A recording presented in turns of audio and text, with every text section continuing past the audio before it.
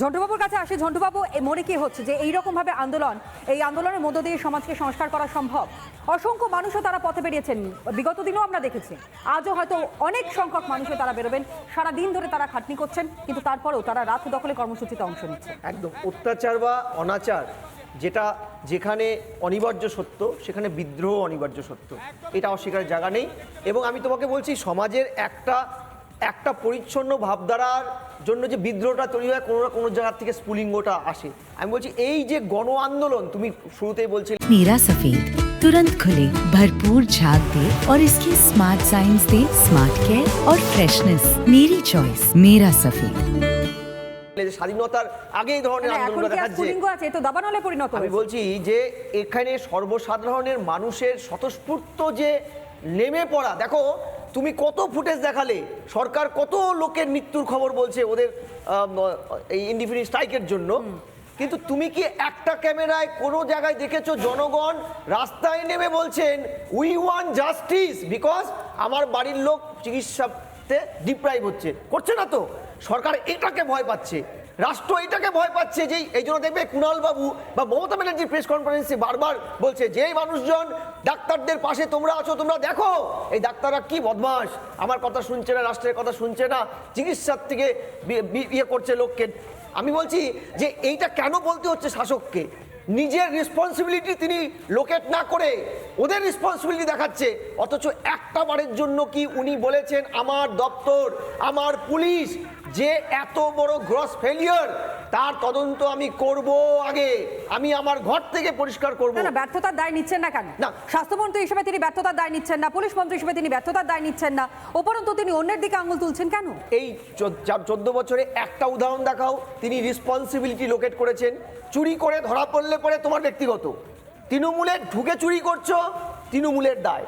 চুরি করে ধরা পড়লে পরে তোমার ব্যক্তিগত। আমি বলছি একটা ঘটনায় রেসপন্সিবিলিটি লোকেট না করে উনি অন্যের ঘাড়ে বন্দুক রাখা, অন্যকে দেখানো, এই যে ওদের মধ্যে এখন খুঁজে পাচ্ছে তিনি কি বিরোধী রাজনীতির দল। আমি বলছি এগুলা নিজের দায়টাকে কিসের রাজনীতি? এর আগে যখন আমরা দেখেছি বারংবার, যখন পলিটিক্যালি নেতারা তারা যখন যাওয়ার চেষ্টা করেছেন, তারাই এখান থেকে সরিয়ে দিয়েছেন, কোনো রকমের কোনো রাজনীতির রং তারা রাখতে দেননি। তারপরেও কিভাবে আসে এখানে রাজনীতি রয়েছে? না, এটা তো কৌশল, উনি তো এই কৌশলটা করেন, এটা নতুন নয়, এটা চেনা ছকের খেলা। এবং এই কৌশলে উনি দেখবে প্রশাসনকে লড়ায়। আমি আশঙ্কা প্রকাশ করছি যে এদের বিরুদ্ধে তো আসমা লাগু করতে পারবে না, ওই রাইটস নেই। যেটা করতে পারে রেস্ট্রিক্টেড করে দেবে আন্দোলনকে। ওনার মুখপাত্র কিন্তু বলেছেন খাবার আসছে, খাবারে যদি কিছু মিশিয়ে দেওয়া হয়, অর্থাৎ খাদ্যটা বন্ধ করবে, খাদ্য চেনটা। সাধারণ মানুষের মধ্যে থেকে দলের লোকজন আসছে, রাজনীতি দলের সাধারণ মানুষ থেকে ডিটাচ করবে। এই খেলাগুলো বিগত কয়েক বছরে চাকরি হারিয়ে ন্যায্য চাকরির দাবিতে যারা বসে আছে তাদের বাথরুম লক করে দেওয়া, বাথরুম ইউজ করতে না দেওয়া, বিভিন্ন রেস্ট্রিকশন। ওরা বলছিল ওদের প্যান্ডেল ঢুকতে দিচ্ছে না, বাস ঢুকতে দিচ্ছে না। আমি বলছি এটা প্রশাসনকে দিয়ে করবে এবং এটা শুরু করে দিয়েছে। নাহলে তুমি একটা প্রশ্ন করো না, যে কাজটা পুলিশের করার কথা সেটা কুণালবাবু কি করে করেন? কুণালবাবু কে? কুণালবাবু এই যে তথ্যগুলো পাচ্ছেন, আমি তো বলছি ইমিডিয়েট পুলিশ উনাকে ইন্টারভেনশন করুক। এটা সিরিয়াস ব্যাপার, কারণ এটা কিন্তু বিএনএস এর 147 তো স্বাভাবিকভাবে উঠে আসছে তারা কারা। এবং যখন যেখানে অভয়কে হত্যা করা হচ্ছে সেই দিন রাত্রিবেলা তাদের ভূমিকা কি ছিল? তারা তার আগে পর্যন্ত কোনো রকমের কোনো ব্যবস্থা নিতে পারেনি। যখন ঘটনা ঘটে যাচ্ছে তারপরে গিয়ে বড় বড় কথা বলছে একমাত্র ক্যামেরার সামনে দাঁড়িয়ে। এরা কারা? সেই প্রশ্ন রিপাবলিক বাংলা করছে। তার কারণ যেভাবে ভাঙচুরের ঘটনা ঘটেছে গত 14ই আগস্ট, সেদিন তারা কোথায় ছিলেন? সেদিন কোথায় ছিল পুলিশ আধিকারিকরা? কেন কোনো রকমের কোনো ইন্টেলিজেন্সের কাছে কোনো খবর আসেনি? কেন এইরকম ভাবে ভাঙচুরের ঘটনা ঘটলো? কেন এইরকম ঘটনার সম্মুখীন আমাদেরকে হতে হলো? সেই প্রশ্নের উত্তর কি তারা দেবেন? রনা, আমাদের একটা পরিষ্কার কথা যে পুলিশের ওপর আপনারা ভরসা করবেন না। আমি বাংলার, ভারতের আপামর জনগণকে বলছি, আপনারা হিউম্যান চেইন করুন, আপনারা ব্যারিকেড করুন। এই লড়াইতে আমাদের সঙ্গে আমাদের সবথেকে বড় সম্বল বা পুঁজি সেটা হলো আমাদের জনগণ। কারণ পুলিশ কি ভূমিকা নিয়েছে সেটা 8ই আগস্ট রাত্রি থেকে আমরা দেখতে পাচ্ছি। তাই পুলিশ নিরাপত্তা দেবে, পুলিশ বাঁচিয়ে দেবে। আমি উল্টে প্রশ্ন করছি, আমার তো মনে হয় যে এটা কি সেই নেক্সাস, শাসক, ধর্ষক, পুলিশ, এই কি নেক্সাসের বিরুদ্ধে সাধারণ মানুষের নেক্সাস? আমরাও একটা নেক্সাস তৈরি করি। চলুন, সাধারণ শুভবুদ্ধি সম্পন্ন মানুষ, রাজনীতি বাদ দিন, মতামত বাদ দিন, এখন লড়াই জাস্টিসের। সেই জাস্টিসের জন্য আমাদের রিক্লেম দ্য নাইট, 14ই আগস্ট রিক্লেম দ্য নাইটে যে ঘটনা ঘটেছিল সেই ঘটনা যাতে আর না ঘটে, আসুন তার দায়িত্ব আমরা নিই। আর প্রশাসনের ওপর বসে থাকা নয়, আর পুলিশ কিছু করবে, পুলিশ এসে বাঁচাবে না, আমরা ব্যারিকেড করব, আমরা দেখিয়ে দেবো জনগণের কতটা ক্ষমতা, যাতে সেই ক্ষমতা ভয় পায়। আর একটা ছোট্ট কথা বলি, যে এই যে টাকা দিয়ে কেনা, যেটা আমি একটু উল্লেখ করে দিই, এই রাজনীতি ওনার অনেক পুরনো। আজকে উনি বলছেন 2 লাখ টাকা দিয়ে কিনবেন, কাউকে উনি কিনে নিচ্ছেন 1000 টাকায়, কাউকে 10,000 টাকায়। এই কেনার রাজনীতির পরিবর্তে আমরা ভালোবাসার রাজনীতি নিয়ে আসব। আর এই যে জুডিশিয়াল ম্যাটার, উনি আমাদের লাইভ করতে দিলেন না, জুডিশিয়াল ম্যাটার। আচ্ছা বলুন তো, জুডিশিয়াল ম্যাটারকে একমাত্র কে ভয় পায়? যে দোষী। যে নির্দোষ তার ভয় কোথায়? জুডিশিয়াল ম্যাটারকে কালপ্রিট ভয় পায়, যার কোনো দোষ নেই তার সেখানে ভয় পাওয়ার কোনো জায়গা নেই। আর চেয়ার নিয়ে ওনার ইনসিকিউরিটি, এর কারণ চেয়ার বাদ দিয়ে ওনার আর কোনো অস্তিত্ব নেই। কিন্তু আমরা যারা লড়াই করছি, আমাদের চেয়ার দেওয়ার জন্য সাধারণ মানুষ আছে। আপনি আসুন, আমাদের শুধু চেয়ার কেন, আমাদের খাট দিয়েছে, ত্রিপল দিয়েছে, আলো দিয়েছে। আমরা ওই একটা চেয়ারের জন্য বসে নেই, হাজার হাজার চেয়ার, খাদ্যদ্রব্য। আমরা বলছি আর লাগবে না, দরকার নেই, ট্রাক ট্রাক চেয়ার আসছে। তাই ওই একটা চেয়ারে আমাদের কোনো লোভ নেই। সাধারণ মানুষ আমাদের শোয়ার ব্যবস্থাও করে দিয়েছে ওখানে। তাই এই রকমভাবে এই আন্দোলনের স্পিরিটটাকে অপমান করবেন না। ওই 5 দফা দাবি যতদিন না মিটছে ততদিন আপনি বলছেন পরিষেবা বেহাল, আমরা তো পরিষেবা দিতে চাই।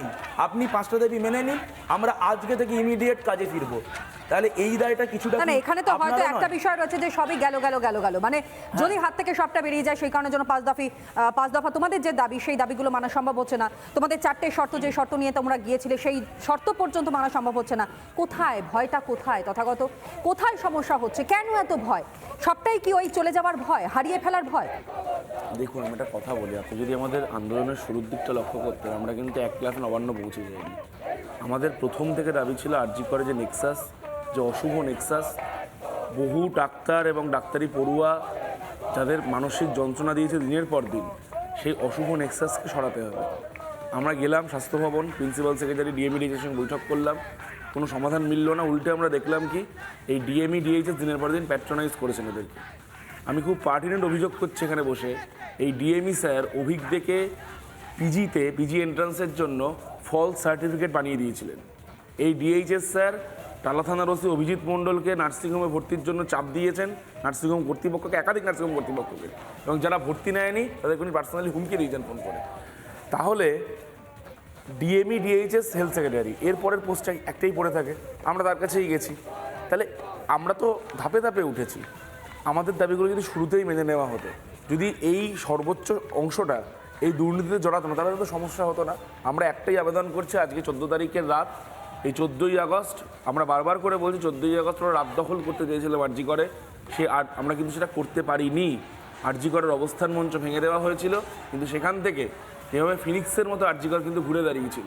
শাসক ভেবেছিল যে এই গণ আন্দোলন, স্বতঃস্ফূর্ত গণ আন্দোলনকে ভেঙে দেবে, কিন্তু না, আরজি কর ঘুরে দাঁড়ায়নি, শুধু গোটা রাজ্য, গোটা দেশ, গোটা বিশ্বকে পথ দেখিয়েছে। এই আন্দোলন গড়ে তুলেছে। সেই রাত দখল, সেই অসম্পূর্ণ রাত দখল, সেই ঘুরে দাঁড়ানোকে আমরা সেলিব্রেট করবো আজকে। এই যে প্রতিরোধ, আমরা যে প্রতিরোধের ব্যারিকেড গড়ে তুলতে পেরেছি, সেই প্রতিরোধের সেলিব্রেশন আমরা ডাক দিয়েছি আজকে। Reclaim the night, reclaim the right, reclaim the fight. এই লড়াইটাকে রিক্লেম করো, যে যেখানে লড়ে যাবে আমাদের এই লড়াই পূর্ণ সংহতি আন্দোলনের প্রতি। বেশ, ঝন্টুদা, পরিষ্কার কথা যে উনি এড়াতে চাইছেন, দমাতে চাইছেন, ঘোরাতে চাইছেন। এই 3টে ফর্মুলা উনি বারবার 14 বছরে নিয়ে গেছেন, রাজধর্মবাদ দিয়ে। আমি বলছি যে একটা পরিষ্কার সত্য কথা, একটি মানুষ 2019-এ বলছে লাইভ স্ট্রিমিং করে সমস্ত কিছু করব। আমি রাফ অ্যান্ড টাফ প্রশাসন চালাই, আমি সব কিছু স্বচ্ছতার সাথে করি।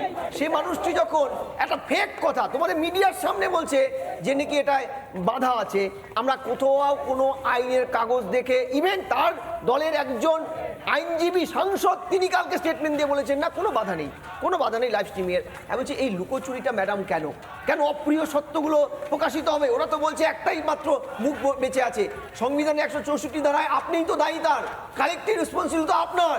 আপনি তো বুদ্ধবাবু বা বিগত সরকারের সময় বিরোধী থাকাকালীন অন্তত 10 ডজন বার এই কালেক্টিভ রেসপন্সিবিলিটি খুঁজে বেরিয়েছিলেন।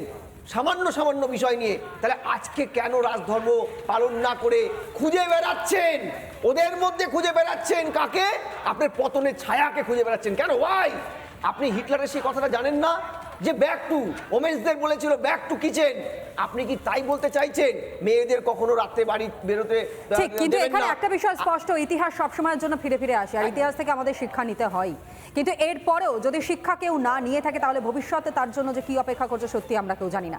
আজ আরও একটা রাত দখলের কর্মসূচি, আরও একবার রাত দখল করতে রাস্তায় নামবেন প্রত্যেকে, যার দিকে আমাদের নজর থাকবে প্রত্যেকটা মুহূর্তে। তার কারণ গত যে অভিজ্ঞতাগুলো আমাদের হয়েছে সেই অভিজ্ঞতা যেন আজ কোনো জায়গায় না হয়।